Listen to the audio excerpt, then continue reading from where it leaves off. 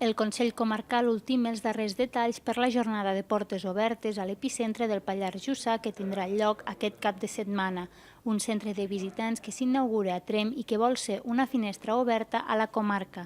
Consta de 700 metres quadrats d'exposició dividits en 5 espais que mostren tota la riquesa natural, patrimonial i humana de la comarca.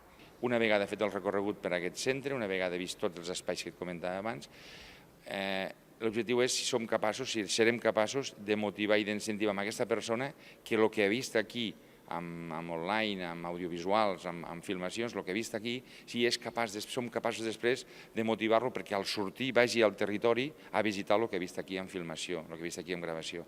El centre també acollirà l'oficina de turisme comarcal a la planta baixa i disposa d'un auditori.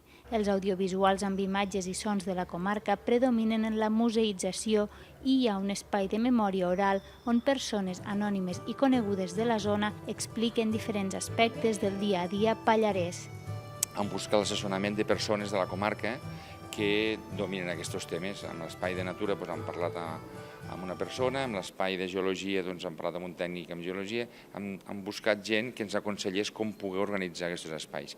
I després agrair moltíssim la gran col·laboració de la gent de la comarca que surt a l'últim espai, a l'últim vídeo, que hi ha una aportació humana de lo que és el Pallars Jussà, de lo que és la seva infantesa, de lo que és la seva feina, del futur que veuen al Pallars. La idea del centre és donar un impuls turístic a la comarca que repercuteixi directament en la seva economia.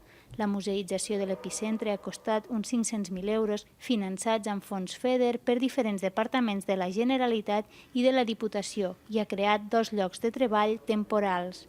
Dissabte i diumenge es faran diferents activitats gratuïtes al centre i visites per celebrar la seva obertura i dilluns entrarà en funcionament.